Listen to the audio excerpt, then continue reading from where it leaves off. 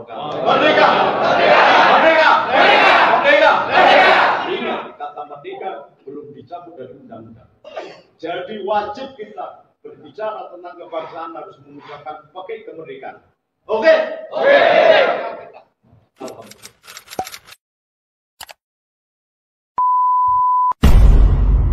Dan kalau saya sudah mati, saya sudah menyampaikan unek-unek hati saya. Silakan sampai mau tidur, mau nggak peduli, mau menjaga negeri ini, silakan. Saya sudah menyampaikan sekurang-kurangnya peringatan yang sangat pahit ini. Bangsa menjaga negara itu adalah jihad yang paling jihad. Bukan membunuh orang, tapi menjaga dan sekaligus mensyukuri nikmat kemerdekaan bangsa. Juga menjadi marsnya Patriot Garuda Nusantara. Artinya apa? Dalam lagu, dalam tarikan nafas, dalam ruh, dalam visioner ke depan, tidak ada Banser dan PGN mendua, Tanhana Dharma Mangroa. Banser, PGN, Negara Besar Nusa satu. Ketika negara dalam keadaan goncang tanpa ada undangan, tanpa ada komando, maka semangat lillah kalimatillah akan muncul. Maka ketika PBNU diserang oleh ribuan HTI dan FPI, saya turun sendiri dan saya hadapi. Mudah-mudahan semangat ini menular kepada Jadi kalau saya mati, muncul tunas-tunas baru. Jangan hanya gagah-gagah badannya, tetapi hatinya kecil. Kalau Jenderal Ismail, Pangdam Diponegoro dulu, dan Gubernur Jawa Tengah mengatakan, kepalanya sak kelenting, tapi hatinya sak piting, harus kita cegah. Kita harus berjiwa besar, bersemangat besar di dalam pengabdian kepada bangsa dan negara Indonesia. Dan tidak ada tarif di sini. Yang ada adalah Nusantara. Karena Nusantara itu adalah bangsa yang senantiasa berhubungan dengan Ra, Tuhannya. Maka Nusantara adalah manusia yang mandiri, yang senantiasa berhubungan dengan Tuhannya. Ini sangat-sangat holistik, sangat-sangat tauhid, sangat-sangat membawa pengaruh, mendirikan semangat kita, membangkitkan kembali darah-darah muda untuk bangkit.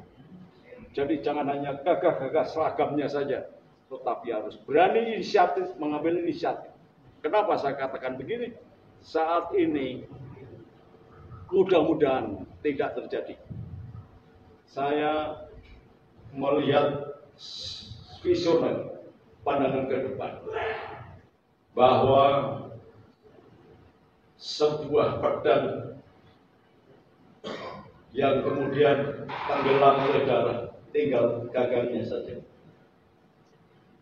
Bisa terjadi, bisa tidak. Kalau kita siap, maka Allah akan membuat kita siap dan mencegah darah-darah itu mengalir. Persoalan ini tolong dimaklumi, tolong dipahami. Kalau saja kita sering ngomong nggak karuan, kemudian mencoba melanggengkan perpecahan, ngerembuk yang tidak ada gunanya, presidennya sudah lengser, masih aja ribut soal jasad. Ini sama sekali bodoh sekali. Sementara bangsa ini menghadapi tantangan yang luar biasa.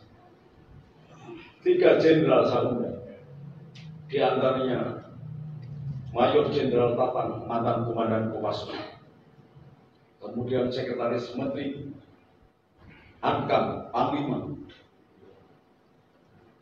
kemudian ada lagi salah satu jenderal yang tidak saya sebut, atau bintang 3. Dalam diskusi dengan saya mengatakan bahwa saya melihat visioner begini. Beliau bertiga kemudian langsung stroke, dan berempat termasuk saya langsung stroke. Kenapa? Demikian prihatinnya. Pemerintahan Indonesia, ibu kota Jakarta ini menjadi ibu kota negara, tetapi tidak ada pengamanan kota. Ini adalah keterlibatan dari polisi dan tentara. Istana Presiden tidak ada pengamanan ibu kotanya. Demikian lemahnya TNI dalam mengaplikasikan back to back. TNI Indonesia muncul dari rahim rakyat Indonesia, berbeda dengan prinsip TNI di dunia manapun. Maka TNI Indonesia lahir menjadi anak-anak rakyat yang patriotis, yang hanya dengan bambu runcing dan ketepel dengan semangat perangnya, saya mampu menghabiskan 2 jenderal sekutu sekaligus. Bapak sebutan namanya Jenderal Malabi dan Jenderal Nelson, yang akhirnya menjadi peringatan seluruh Indonesia sebagai hari pahlawan di Surabaya. Namun sekarang ini ketika jenderal-jenderal itu saya sampaikan, banyak jenderal yang bintang 4, bintang 3, bintang 2, bintang 1 saya sampaikan, ada yang demikian cintanya kepada negeri ini seketika selesai. Kenapa? Sekarang Anda menggunakan handphone hanya untuk saling memaki, saling memecah belah. Anda diciptakan menjadi amuba, saling memecah belah diri sendiri, mengundang laknat Allah. Kenapa? Setiap orang mengatakan saudaranya kafir, setiap orang mengatakan saudaranya binatang, setiap orang mengatakan dirinya saudaranya dolim. Tidak ada kerukunan sama sekali. Padahal setiap orang yang punya pangkat sekarang ini maling. Saya teringat dengan peringatan Allah, Tuhar fasadu fil bari wal bahri bima kasabat aidi nasi liitul kohum wadawati amilu wa Allah. Enggak polisi, enggak tentara. Sekarang rebutan tambang dihancur leburkan. Untuk bisa mencuri dan sah, maka dilakukan amandemen Undang-Undang Dasar 45. Pasal 33 ayat 1, 2 dan 3 tidak ada sekarang. Tidak ada ekonomi gotong royong, tidak ada. Yang ada adalah ekonomi kapitalis. Karena para jenderal, para pemikir, para politisi bersekolah di Amerika, akhirnya pulang ke sini membawa paham kapitalis liberal. Demokrasi Pancasila sudah hilang. Kita tidak lagi kenal kerakyatan yang dipimpin oleh hikmat kebijaksanaan dalam musyawarah dan berbagai. Kita jauh dari keadilan sosial. Mudah-mudahan Mas Prabowo yang menyapanya. Kalau Mas Prabowo sakit, padahal beliau sudah pernah kena stroke 3 kali dan meninggal, maka sampai tidak bisa mengalahkan Gibran untuk menjadi presiden. Maka ketika tidak ada uang, belalang pun mengaku uang. Bayangkan apa yang terjadi. Maka saya gembira hari ini, minimal anak-anak NU baik yang tergabung dalam Pendidikan Bakanusa, dalam Banser, dalam PKN menyatu. Ini saat yang tepat. Pemerintah dan pejabat kemudian saling membagi pangkat. Banyak anak-anak muda ditawari jadi komisaris padahal nggak ngerti sama sekali.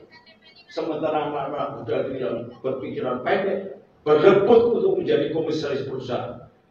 Anda tahu, saya doktor ekonomi dengan 5 gelar doktor. Berdasarkan SWOT analisis, tidak ada capable, tidak ada kemampuan, tidak ada pengetahuan, kok menjadi komisaris? Itu artinya apa? Itu Anda dipersiapkan sebagai binatang-binatang yang akan dikorbankan. Komisaris itu harus ngerti bisnis, ngerti ekonomi. Tapi semua orang, anak-anak muda semua diiming-imingi dari organisasi apapun untuk menjadi komisaris. Sehingga apa? Eksekutif, teknokratnya yang korupsi, sampailah yang akan ditangkap sebagai korbannya. Maka saya minta Banser dan PGN menyesakan soft kembali, merenung dan bersatu. Tidak usah kemelirian, sampai sengaja dijadikan korban sembelihan. Ketika geger, maka Banser dan PGN serta Pendidikan Badan Usaha yang pertama dibunuh. Jadi ini tidak main-main. Tidak main-main. Kalau zaman Jokowi masih kita bisa prediksi. Tapi zaman Prabowo ini kita tidak mampu prediksi ke depan. Karena semuanya hanya kemunafikan. Intinya adalah melakukan pecah belah dengan cara halus. Jadi anak-anak muda ini kalau kemudian genit-genit jabatan mengikuti arus proyek ini sesungguhnya sampai dipersiapkan jebakan yang mematikan dan tidak bisa kembali lagi. Pengalaman sudah menunjukkan seorang yang tidak mengerti bahasa Arab, mengerti bahasa Inggris, karena berbaju tertentu dijadikan menteri agama. Apa yang terjadi? Dana Departemen Agama habis entah kemana. Yang jadi korban siapa? Bangsa. Karena saking surokohnya, karena saking gak ngerti bahwa permainan ini permainan penuh muslihat, yang pada intinya adalah Indonesia ini penjaga utamanya adalah NU, Banser, dan Ansor. Ketika penjaga utamanya sudah dicapik-capik, dipecah belah, termasuk PGN-nya, maka susah dipastikan dasar negara Pancasila bisa utuh. Karena syarat untuk menghancurkan Indonesia harus dihancurkan penjaga dasar negara. Setelah dasar penjaganya hancur, maka Pancasilanya hancur. Kalau Pancasilanya hancur, negaranya hancur. Indonesia ini berbeda dengan negara di dunia. Indonesia ini lahir bangsanya dulu, bukan negaranya dulu. Sehingga susah untuk dihancurkan. Kalau negara-negara yang lain, lahir negaranya, baru bangsanya. Sehingga kita bisa melihat, meskipun bahasanya sama, bangsanya sama, agamanya sama, negara Arab pecah menjadi 25 negara. Karena Indonesia ini lahir bangsanya dulu, maka tetap utuh. Meskipun agamanya berbeda, sukunya ada 600, bahasanya ada 700, agamanya macam-macam. Negara yang menjajah kita, Belanda, pecah hanya gara-gara yang satu Kristen, yang satu Katolik. Pecah menjadi Belanda dan Belgia. Inggris yang menjadi penjajah seantero, Jazirah, Padang Pasir, pecah hanya gara-gara yang satu Katolik, yang satu Kristen. India yang demikian besarnya, pecah hancur jadi negara macam-macam. Sampai sekarang masih pecah belah hanya gara-gara ada agama Islam, Hindu, dan Buddha. Hanya 3 agama. Indonesia ratusan agama, ratusan suku, ratusan bahasa, tetapi karena ridho Allah, dan itu sangat sakti pembukaan Undang-Undang Dasar 45 itu. Pengakuan diri bangsa ini kepada Allah atas berkat rahmat Allah didorong oleh keinginan yang luhur, maka mengantarkan ke depan pintu gerbang kemerdekaan. Gak ada negara di dunia yang mengatakan begitu. Pengakuan atas rahmat Allah. Maka kalau Anda ingin mensyukuri itu adalah jihad.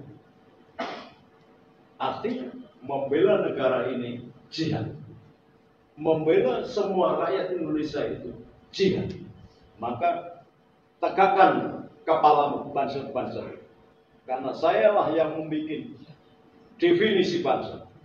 Bahkan di situ ditulis akan membela rakyat Indonesia dengan segenap tumpah darah Indonesia tanpa membedakan suku, ras, dan agama. Hanya ada di Ansor dan Banser. Gak ada di organisasi yang lain. Kalau PKN sudah pasti, karena PKN saya sendiri yang bikin. Dan Banser saya yang menghidupkan lagi setelah dimatikan oleh Golkar pada waktu itu. Dengan munculnya Permendagri nomor 11.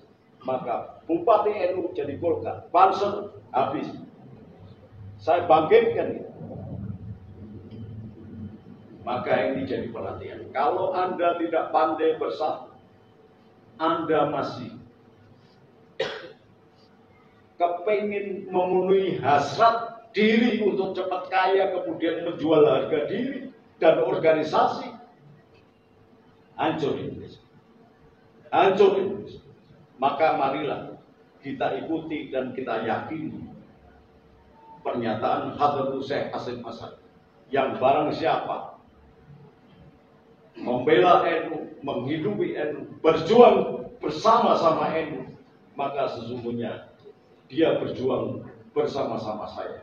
Dan saya berdoa mereka yang berbakti pada bangsa dan negara dan bersama lewat saluran perjuangan Nahdlatul Ulama akan saya doakan masuk surga. Ini tolong dipahami. Kenapa saya berani? Karena saya yakin di ucapan Hadratul Syekh Hasyim Asy'ari. Sholat nggak khusyuk, puasa nggak benar, zakat nggak pernah, sedekah apalagi masih miskin, kiri kabeh. Hanya berpegang kepada ngendikane Hadratul Syekh Hasyim Asy'ari. Kita berjuang bersama-sama Hadratul Syekh Hasyim Asy'ari. Insya Allah diketemukan dengan Syekh Abdul Qadir, dengan Abil Hasan Asy'ari, dimasukkan dalam safnya barisan Rasulullah Muhammad SAW, dan insya Allah disurgakan oleh Allah. Apapun agamamu. Jadi membela bangsa, menjaga negara itu adalah jihad yang paling jihad.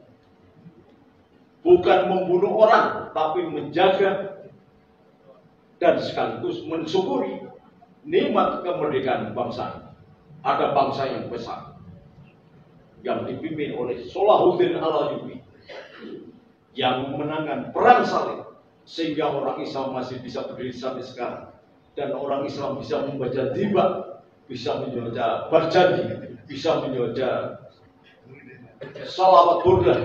Itu karena jasanya Salahuddin Al-Ayyubi. Tetapi setiap orang yang membaca burdah tidak pernah memberi Fatihah kepada Salahuddin Al-Ayyubi.